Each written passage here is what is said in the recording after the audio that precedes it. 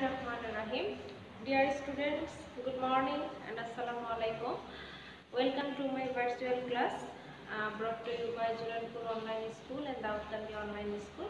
I am Mihir Nigar, Assistant Teacher English, Julanpur Purnimanasa High School. So dear students, without wasting our time, let's start our topics. So dear students, today we will learn the passage narration. In the previous class, we have already started learning the passage narration, and today's class we will discuss the two passage narration. Okay, so let's start our topics. I have already written the two most important passage narration in my whiteboard. At first, the main important of the passage narration is that at first you have to identify the characters of the passage narration. That means how many characters are there in your passage narration. That means you have to identify who is the speaker and who is the listener. The first thing is that. Second thing is that you have to change the narration sentence by sentence, and you have to change the narration according to the tense. Okay. Now come to the first example of the passage narration. Look at my whiteboard. The first passage narration is that I have written in my whiteboard. The teacher said to the student, "Have you prepared your lesson today?" The teacher. I have underlined the one character, that is the teacher. "No sir," replied the student. Okay, I have found the second character, that is the student. The teacher said, "Why have you not prepared?" "I was suffering from headache yesterday," replied the student. Okay. From this passage narration, I have found the two characters.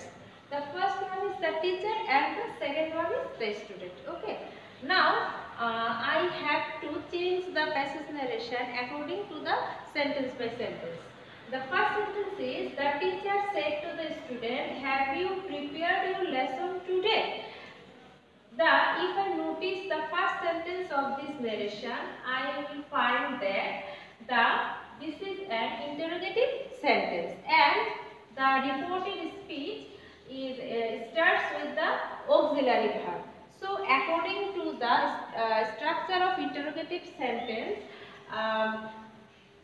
asked will be used instead of said, and if the reported speech will start with the auxiliary verb, in that case if will be used instead of inverted comma, and the tense of the reported speech will change according to the rules of interrogative sentence. So, have you prepared your lesson today?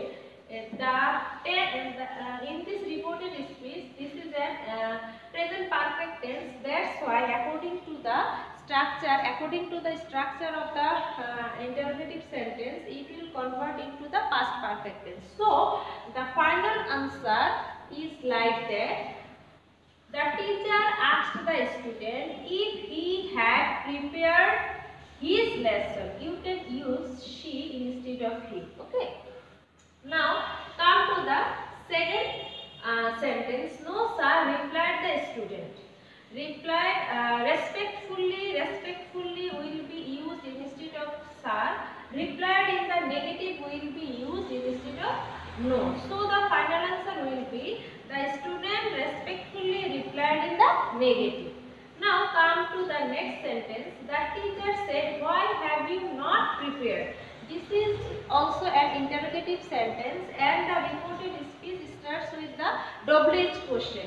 So according to the structure of, or according to the rules of the interrogative sentence, you have to use ask instead of say, and as the reported speech starts with the double-edged question, then double-edged question will not be changed.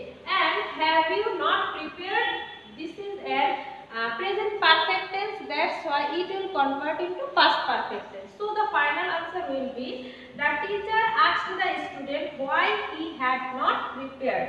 why he had not prepared. So come to the last sentence. I was suffering from headache yesterday, replied the student. This is the statement of the student. So I was suffering from the headache yesterday. This is an assertive sentence, and the reported speech is in the past continuous tense. That's why it will convert in the past perfect continuous tense. So the answer will be, the student replied that he had been suffering from headache the previous day. Here yesterday is used in the direct narration. That's why the previous day will be used in the indirect narration instead of the word yesterday. So students, this is the whole answer of the first passage narration. So I think you have already understood this passage narration. Now come to the second narration. The old man said, "Can you give me some food? I have been starving for 2 days." The maid said, "Why do you beg? Can't you work?" So, according to the rules of the passage narration, at first you have to identify who is the speaker or who is the listener.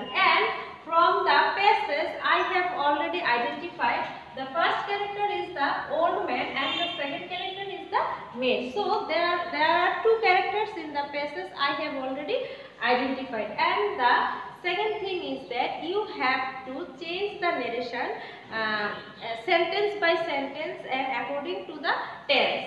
So now come to the first sentence. The old man said, "Can you give me some food?" Okay, this is an interrogative sentence and the reported speech of this